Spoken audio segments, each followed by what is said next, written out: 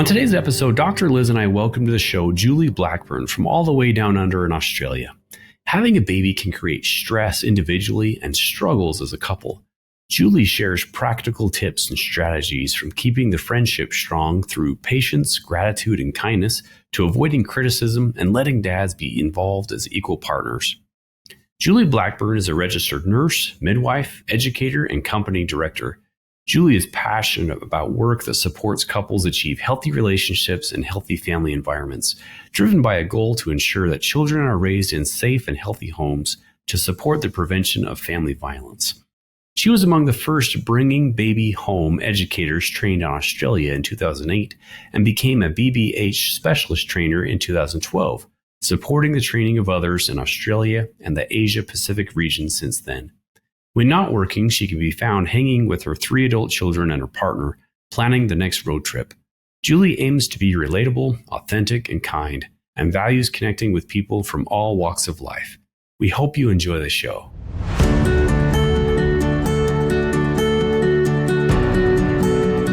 Welcome to Stronger Marriage Connection. I'm psychologist Dr. Liz Hale, along with the beloved professor Dr. Dave Schramm. Together, we have dedicated our life's work to bringing you the best we have in valid marital research with a few tips and tools to help you create the marriage of your dreams. All right, it's a brand new beginning when partners become parents. For most couples, it really is a time of hope, anticipation, and excitement. And Dave, your family's getting ready to welcome a beautiful, brand new grandbaby this summer. Well, according to Dr. John Gottman's long-term study on newlyweds, 67% of couples become very unhappy with each other during the first 3 years of their baby's life. Only 33% remained content. That's really quite a large number, isn't it? That is. And, yes. and the biggest concern is that has a huge impact on baby's emotional development. Well, the masters of this transition to parenthood, they navigated the stressors somehow. They found ways to deal with the normal challenges of new parenthood, while the unhappy disaster couples, which is the majority of all of us, they could not find their way. They stayed overwhelmed. Our guest today, who in addition to specializing in nursing and midwifery, has advanced training in helping partners thrive through pregnancy and childbirth, bringing 30 years of her combined experience to our conversation today. Julie Blackburn, you are just the professional we need to talk to. Welcome to Stronger Marriage Connection. Thank you. I was struck by an interview Dr. John Gottman gave about this very topic, and I know you're well aware of it. He said that if we can change the behaviors of these new unhappy parents, we can change their babies, their temperament, neurological development, and language and cognition to the point where these babies are laughing and smiling more and crying and fussing less. What a specialty you have as a trainer for the program Bringing Baby Home, Julie. Share with us your passion for this program and why you think an evidence-based program like this is important for all new parents. Oh, thanks, Liz. Look, it's great to be here. I love BBH. Pregnancy, it changes us. It changes our roles, our dreams, our goals with individuals. We change as humans, and we end up having all these new titles and responsibilities. Yet, how does any of us know how to be a partner? We're all gifted amateurs, really. We come in equipped to this parenting gig with knowledge and experience based on our own childhood, really, or what we see and read and what is happening around us. And then we try to apply this experience with another human who has the same experience as us, which is not much. So it's great to be able to then have a program that is not just about the birth and the belly and the boobs. I don't know if you can say that. Sorry. Right. That's great. That is funny. Triple meaning. I love it. So I'll rewind that. Yeah, I love it. Regular antenatal classes, pre-birth classes, they often get criticized about, whether they really do anything. they give us that connection to other people, but what else do we get beyond what we already see and can read on the internet? So bringing baby home gives us this opportunity where we can really understand what's going to happen when this baby comes home. So I love it. I love it that it includes both people. So both mum and dad is included in this program equally. And we really get to understand the importance of both roles of mum and dad. You get opportunity to reflect on your own stuff, how you were parented, what it means to be a parent, and how do you create this home environment for this little human that you're going to be raising. So I just love it. And it's got a science backing to it as well. So as a healthcare professional, having an evidence base to anything that I do is really important. So it's great to know that you can give people some real tools that they can put into place and apply in their home environment. They can connect with the baby, they can stay connected with each other, and they can use more broadly as well, and make some really satisfying relationships. It shows that you love it, Julie. I mean, and you make such a good point. We don't know how to be partners, let alone parents, right? Talk about it, overwhelm. Yeah, that's right. That's right. So, in this happy baby that we're trying to seek, if we can create that happy home space to raise that baby in, well, there's healthy children, and then healthy societies are going to be more prevalent. Oh, yeah, for sure. I love the research base. As a family scholar here at USU, I love looking and knowing for the research-based, that backed information that's so important. I know as new parents many years ago, I sure wish that there was this type of information, because it can be stressful and overwhelming, and the lack of sleep. And I was in graduate school. My wife, it was a really tough time. And I know, according to Dr. Gottman, that first year following a baby's arrival, I mean, the frequency, the intensity of the relationship conflicts increase significantly for most couples. And as with any life transition, right, changes, they're inevitable. And it's natural to disagree with your partner on issues around parenting and finances. And there's all the household chores and marital expectations. But as overwhelming as it sounds, you're here to reassure us that it's possible to reach solutions that everyone can be happy with. Is that right, Julie? In fact, let's start with differences in parenting styles. That seems to be an especially growing concern in marriage. What's your advice on how different parent partners view parenting? Yeah. Well, that this is the challenge that we have becoming parents, because we have all of these ideas and views that, we haven't really discussed as a couple, that it doesn't enter the sentences that we have and the conversations that we have with each other. So we all have our own way of doing things based on how we were raised, what we've experienced, what we see, what we know, what we aspire to be, whether good, bad, or ugly. The way we're raised sits right within us and comes out without us realizing, if we don't have that conscious awareness about what it is that really motivates us and what our stuff is. So, the secret sauce to a healthy relationship, we need 3 ingredients, and we need to really think about how we can maintain our friendship, how we regulate our conflict, and how we create these environments and opportunities for shared meaning, and how we can have regular connections and rituals and sharing of values. So the ability to accept the influence of our partner, that our partner will have different ideas to us, is really important with this parenting environment, and knowing our partner and knowing what they want as well as what you want. And where do we get that sweet spot in the middle? So the Gottmans will say we need to yield to win. So sometimes we've got to give up our stuff to get a really good outcome and get that environment or that happiness that we're reaching for. So putting all the tools and having a bit of a structured environment to work out how to do things and how to connect. So we have a cooperative parenting environment rather than a competitive one. And that's going to be the important ingredient in this space. Do you find that, well, clearly, right, partners think that they may want to do it the way their parents did it or drastically different from their parents? I just think about the stark differences of a man and a woman, let alone a mother and a father, right? We offer bring different traits, talents, abilities to the table. Yeah, for sure. Like there's so much pressure that we have when we become a parent. Like it's not just as a woman, it's the physiological changes that occur with parenting, but having a baby has this philosophical shift. The way we view the world starts to change. And all of those challenges of this transition to parenting space that is compounded by sleeplessness, the role changes that we have, the involvement of extended family or the lack of involvement, either or, it can be good or bad. We change our jobs and our responsibilities. We have the added worries of finances and employment, body image changes. There's so much stuff in this space.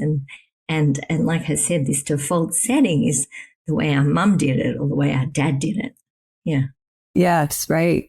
Right. And so just continuing with those differences, once the baby arrives, it seems like mom's family and friends especially flock to the scene to help.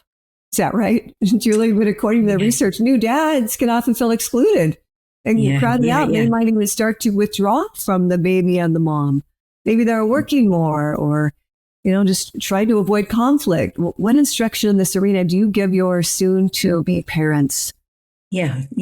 Thanks, Liz. Yeah, this is a problem. We have this great culture that women really support women having babies and kind of, really make sure that we nurture her well.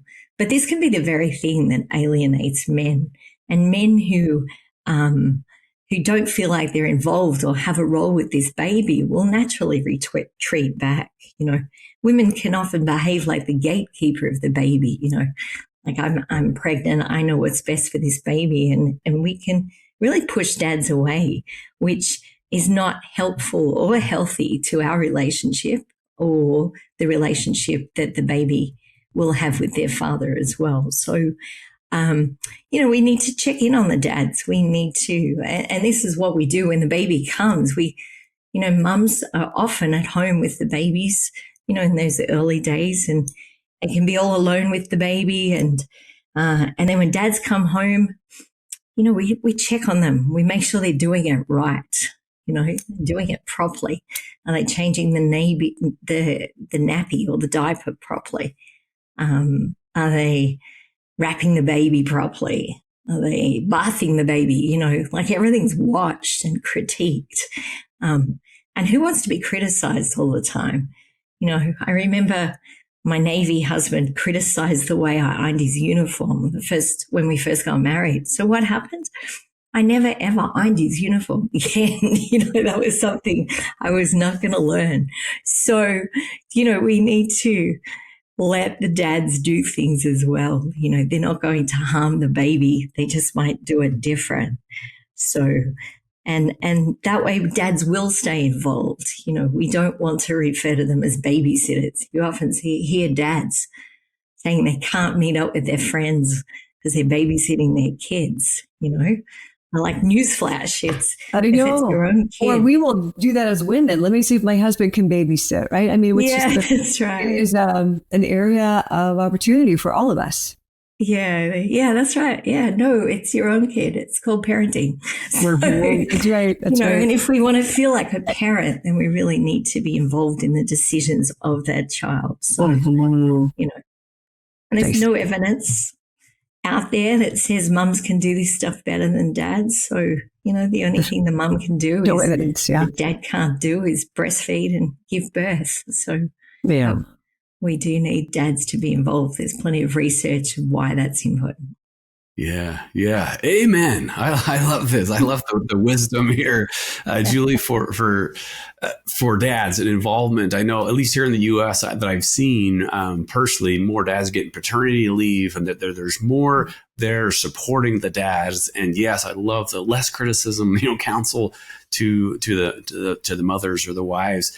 It's interesting from the research, Julie, that when mom is unhappy, her baby doesn't retreat. But when dad is unhappy, especially in his relationship with mom, a tragic gulf grows between him and his child. So what's the advice you give couples to protect themselves from this tragedy? Yeah. It's really interesting, that phenomena, isn't it? I think prevention is always better than a cure. We don't want these babies to miss out on their dads. As I said earlier, there's no evidence to suggest that a mum can parent better than a dad. But there's plenty of research that shows us that the role dads play in growth and development, and particularly the engagement that they have with the baby through play, is vital to healthy development. Positive involvement of the dad is going to have an impact on the child's temperament, self-regulation, self-esteem, confidence. We want these confident, happy children, but they get this from the environment that they're raised in. Some of it's personality, but we also shape their personality in those early years of life. So children with involved fathers, they have more friends when they go to school. They do better at school academically. Their future relationships and behaviors are there. So we need to prevent that chasm and the distance occurring, because, someone who is feeling criticized will retreat. We see that relationship dissatisfaction means people withdraw from each other and they're not looking for that connection. So they're moving away. So babies miss out as well. Now, this space is hard. Someone's got to work. Hey, we're still needing to pay for the bills and the mortgage and the rent. But, we need to make sure we've got those healthy moments of connection when we're around, and that involvement can be there as well. I imagine that partners can do enough to complement each other on their parenting, right? I mean, I can only imagine that there's got to be this sense of insecurity. As a woman, I have not had children, Julie, but I imagine you probably have this belief that I should know how to do this, right? This baby in my belly, if that's how this baby came, or through adoption, we feel like I'm the maternal one here. I should know how to do this, and talk about a lot of pressure. So I would imagine partners really need that great support from their other. Yeah, that's right. Person. As a partner in this space, we need to be the coach, we need to be the cheerleader, we need to be the teammate. We've got to flick through all three of those roles, because, how do you know how to be a parent? You just hope you're doing it right, gifted amateur. Am I doing this right? I have 3 children now that, I feel like I might have done okay. They look like, really nice humans. But there was a while there where I wasn't sure if that was going to happen. Understandable. Yeah. So it's tough. So we need to just really stand by each other and, keep encouragement. Hey, you're doing good here. I really like how you can stay calm. I love how you can keep going to work even though you're really tired. I love how you can hold it together when the baby's crying all the time. We really need to applaud that stuff. We can focus on the baby and go, yay, the baby clapped today. The baby rolled over. And these are really cool achievements. But, what's really cool is turning up all the time and holding your stuff and not being angry and staying calm and happy and positive.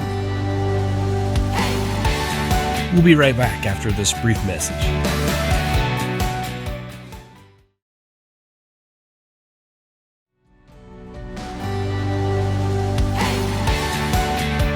And we're back. Well, let's dive right in. The power of a partner. I have been a marriage therapist for a long time now, and I'm still amazed at the power that we have, for better or for worse, as partners. Yeah. It's interesting, Julie and Dave, I think this is the first time we've spotlighted Drs. John and Julie Gottman's book, And Baby Makes 3. We love it. We support it, but I think it's the first time we're talking about it. So thank you for that, Julie. They continue to admonish that the greatest gift you can give your baby, of course, is a happy and strong relationship between the two of you. What are some of your favorite tips for these new parents? Yeah. Yeah, I love that quote. Like I just use it all the time in my work. And that's whether I'm working with new parents or whether I'm working with, my students, advocating for supports for military, because, the greatest gift we can have is just that healthy environment. We know that when we're around anyone who is just nitpicking each other and cranky at each other, we're always going to feel uncomfortable.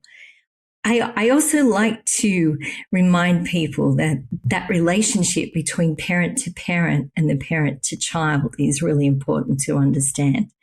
What happens to the child will impact the parents individually and collectively. Even more significant is whatever happens to parents will have a lasting impact on a child.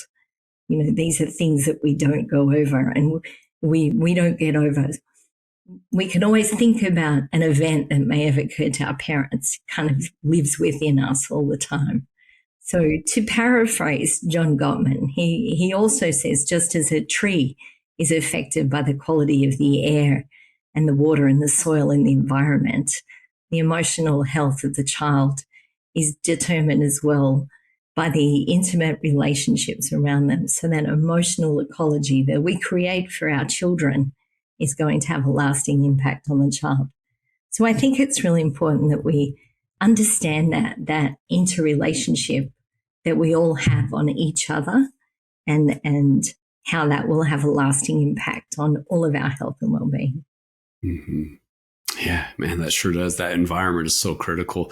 Julie, as part of the free Gottman card deck app that we all have access to, tell us about the last section of cards under the heading Bringing Baby Home. How do you suggest couples use this deck? And what are your favorite topics or questions for couples to discuss? Yeah, these questions are similar to the other card decks, but it really gets specific to parenting. So it's easy to just race around in life, and before we know it, all we talk about is our day at work. So these cards give us an opportunity to just be really mindful about what we talk about, and as well as checking in with ourselves and our partners. So it's a series of questions. Love maps is something that the Gottmans speak about all the time. So, do you remember what your partner's favorite guitar is? If I think about prior conversations, to then have a good chat about why you like these things or music that you like. And maybe this can then lead into an opportunity for a date night. Remember when we went and saw that band? That was so cool. God, I love that. Let's try and find a babysitter and let's create an opportunity to go out again. So it's really important to keep having those moments, and these cards can help us do that. It can also help us to express needs. We often think that our partner might know the need that we have. He never takes me out anywhere. He never helps with cooking dinner. I'm the one that always cooks dinner, or he never does anything around the house. Yeah, we don't actually ask these in a really clear way. We often ask or express our needs in a way that is quite critical. So, these cards can really help do that as well. So help raise something in a more gentle way that is the need will be heard rather than the criticism. So I really like that. The baby can take all of our focus away. It just allows us to focus on each other and ourselves and remind ourselves why we're together and why we like each other. Yeah. Great. Great resource. Yeah, you're right, Dave. One of the questions I came across recently, I was talking about this deck with a couple in my office, and I love the one of, I think it might have been maybe from, I don't know, it seemed like it was geared more to husbands, but what would you like to do for the baby's care?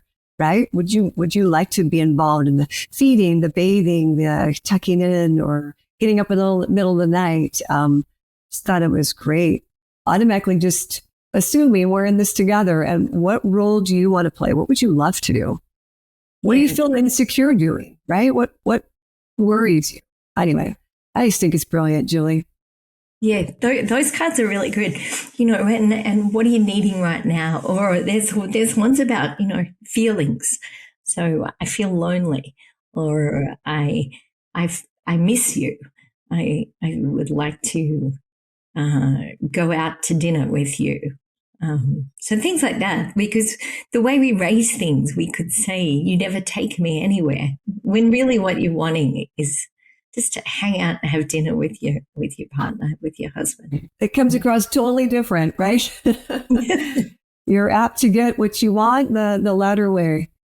Yeah, that's right. So it's props for that. And going back to what we spoke about with criticism before, it's a good way to then focus on other things. So we're not nitpicking our partner. Maybe we don't need to worry about whether the toilet seat was left up. We can use other issues that are going to be more important. Yeah. That's right. Yep. Well said. Julie, you also have some additional interest in family violence prevention, especially when it comes to managing conflict, self-regulation, and feelings of overwhelm. What impact does family violence have on children? I mean, we can only imagine. Yeah. Most babies will suffer when there is relationship conflict between parents. And a healthy dose of conflict is necessary in all relationships, but it's how we raise an issue and how we debate a point as opposed to what sometimes. So the Gottman studies also showed us that, just in normal conflict, parental irritability, hostility, fighting leads to poor parent-child interaction, which can create this unhealthy environment for the children. Blood pressures in babies are higher when they are around parents who are fighting. So if we think about the environment of having a new baby and all that extra stresses, conflict raises 8 times. And sadly, we see the incidence of violence occurring for the first time in pregnancy and relationships. And those feelings of flooding and overwhelm and losing self-control can often be a precursor to that as well. So I love this program because it gets you to think about what happens to you when you get flooded, what happens to you when you're angry, and really how to self-soothe and check in on yourself. We know that parents who are in a high conflict environment are going to have higher risk factors for depression and poor health. And a parent who has depression or poor health is going to be less engaged and responsive to a baby as well. So all of these factors will flow on to the growth and development of the baby. If you're not feeling happy about something, your facial expressions are kind of devoid of emotion. They're just flat. So the baby is not going to thrive with those happy faces, those mock surprises faces that they really like to see as well. So, so I love this program that it just helps us stay that awareness of the impact of conflict and when conflict can lead to a domestic violence situation. Prevention is the cure. We have such a big problem with family violence. And I think having a program that makes us really pause and think about what is my role here and what environment do I want to raise and what can I do different to ensure health. Mm-hmm. Julie, you have another area of interest, both personally and professionally, this experience with military families, which we have such high regard for. But to be honest, we don't see the effects of military service that it has on families, right? And specifically on children. Can you give us the inside scoop on these amazing families and how they can buffer the challenges that come from military lifestyle? Yeah, sure. Defense families, military families, we have everyday people trying to maintain friendships, relationships, raise children in a working environment that is just unique in job description and requirements. So it's a way of life, regular moves, time spent away from home, as families are often living remote from extended families. The effects of deployment and all of these challenges just compound. We'll have one member will be away, an environment of weaponry or humanitarian aid.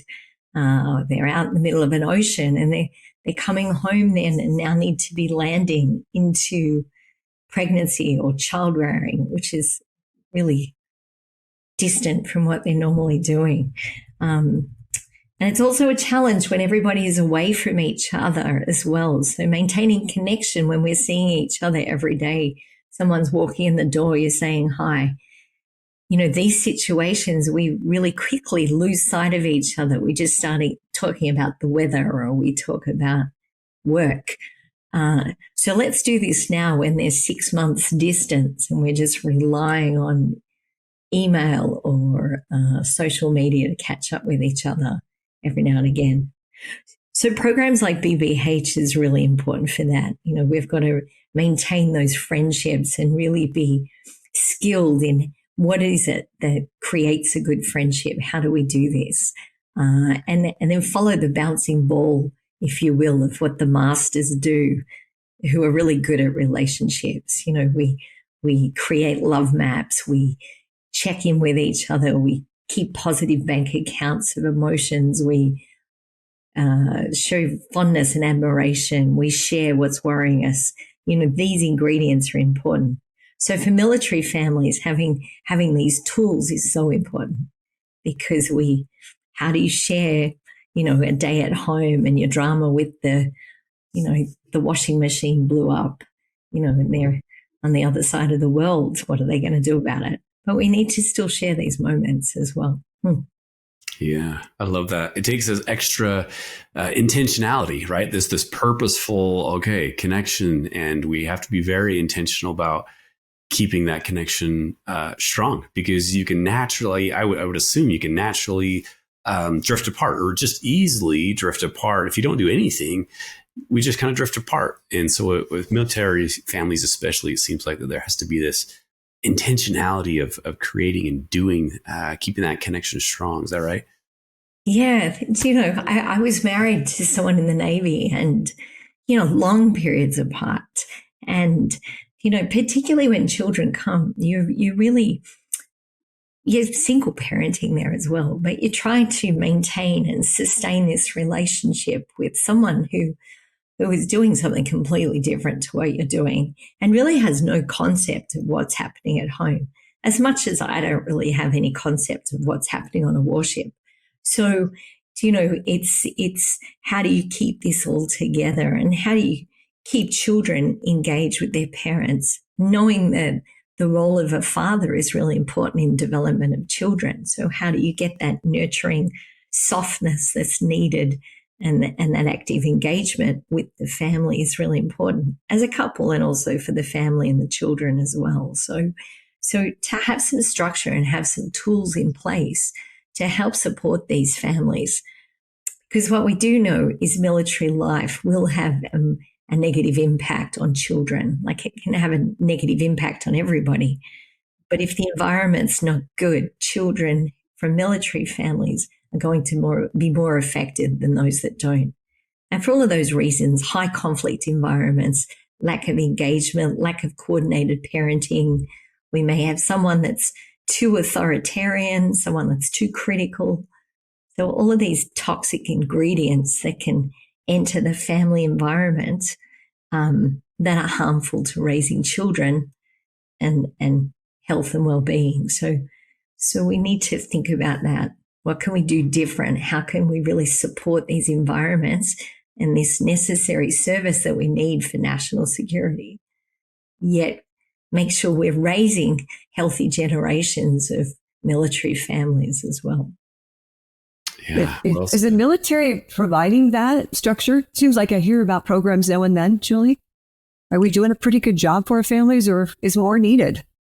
Yeah, well, I'm not sure about the US. Like I did visit there a few years ago and I popped into some of the military bases and, there's a lot of problems there, but, such a massive problem that I think you have as well. There's There's a lot of military, and such diverse socioeconomic and demographics. So partner employment's another thing too.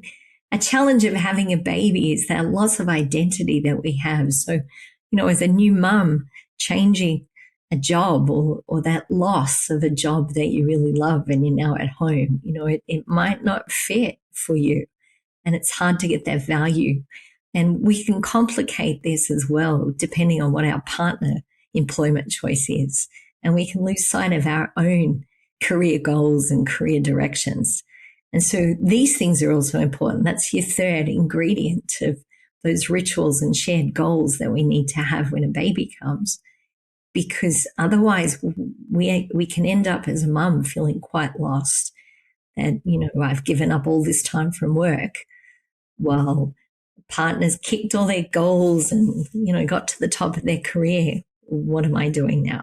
So we want to avoid those situations which can create bitterness and resentment in a home. Yeah. Wow. It's been powerful, Julie. Hey, before we let you go, we have a couple questions we like to ask all of our listeners in honor of the name of our podcast, Stronger Marriage Connection. From your personal and professional experience, what would you say is a key to a stronger marriage connection? I think the key is always friendship and kindness. That's going to be the foundation. We need to remain each other's best friend. We need to hold space for each other. We need to splash that fondness and admiration around. We've got to keep the emotional bank account full. And that's going to help us sustain through a positive perspective and any sort of negative challenges that come up. We don't want to be robbing the bank. So we're going to keep telling our partner how handsome they are and how fabulous they are and how grateful we are that we have them. Love that answer. Yeah, that's great. Me here too.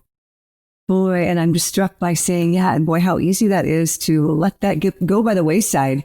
Mm-hmm. I'm such a fan of it. It's like, when did I tell Ben I thought he was so handsome? Might have been yesterday at church, but Ben, still, you're hot. Liz thinks you're hot, Ben. Yeah, I don't do that nearly often enough, so I love that. Okay, Julie, wonderful. Well, where can our listeners go to find out more about you and the resources you provide and the course that you offer? We want to know everything. Do you know, look, sadly, my website's offline at the moment, but I want listeners to know about the Gottman Institute there and their Bringing Baby Home programs are available. There's also Joni Parthamer. So she's there. She's got contact details. So I can be found through Joni, which will be on the Gottman Institute. We'll add Joni's name again. She's already on our resource list. Yeah. We'll add that to our show notes. Facebook. Yes, Facebook. Yeah. I'm told that's where old people hang out. I can tell me that. But hey, I'm so last century, so you'll find me on Facebook. Yeah, that's great. We'll add that to the show notes, Julie. Thank you so much. Yeah. And Julie, one more question for you. We call it our takeaway of the day here on the show. Is there a message that you want our listeners to remember from our discussion today? Yeah. Healthy relationships, whether they're intimate, whether they're platonic, whether they're work related, they don't just happen. So they come from a series of consistent efforts and actions that we put in place. So we're all gifted amateurs when it comes to this parenting gig. And, we really need to just work together on that. So number one take home is just always be kind. Be kind to yourself and be kind to each other. Mm-hmm. Yeah, love that. Thanks, Julie. Liz, what about you? What's your takeaway today? I loved it when Julie said about that yield to win. I think that's just so beautiful. I think about peacekeeping. We have a colleague who talks quite a bit about peacekeeping. He's now at Utah State, Julie Chad Ford, and I've been reading a lot of his work lately. So it's on the top of my head that he tells a story about a professor giving him feedback on this conflict. And he said, Chad, I don't know that I could really give you much feedback, but what I can say is I've learned in my life that I can either be right or I can have peace. And I think that's exactly what you're saying, Julie. Dave, what about the gold nugget you're taking away from our time together with family health parenting expert and trainer, Julie Blackburn?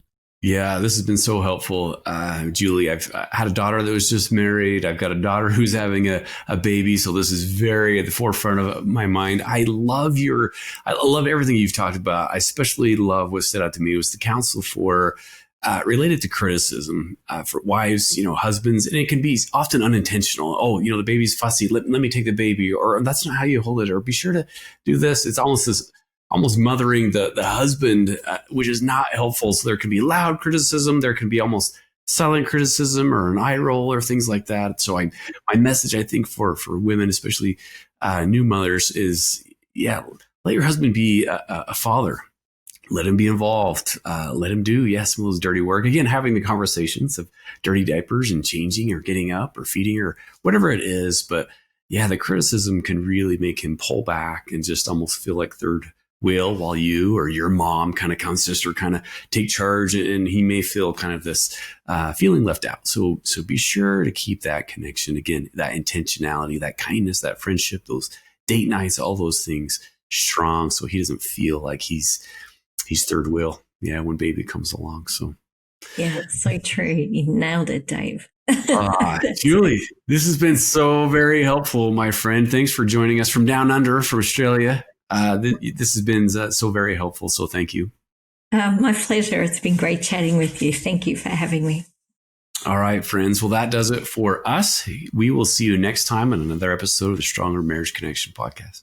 That's right. And remember, it's the small and simple things that create a stronger marriage connection. Take good care now. Thanks for joining us today. Hey, do us a favor and take a second to subscribe to our podcast and the Utah Marriage Commission YouTube channel at Utah Marriage Commission, where you can watch this and every episode of the show. Be sure to smash the like button, leave a comment, and share this episode with a friend. You can also follow and interact with us on Instagram at Stronger Marriage Life and Facebook at Stronger Marriage. So be sure to share with us which topics you loved or which guests we should have on the show next. If you want even more resources to improve your marriage or relationship connection, visit strongermarriage.org, where you'll find free workshops, e-courses, in-depth webinars, relationship surveys, and more. Each episode of Stronger Marriage Connection is hosted and sponsored by the Utah Marriage Commission at Utah State University. And finally, a big thanks to our producer, Rex Polanis, and the team at Utah State University, and you, our audience. You make this show possible. The opinions, findings, conclusions, and recommendations expressed in this podcast do not necessarily reflect the views of the Utah Marriage Commission.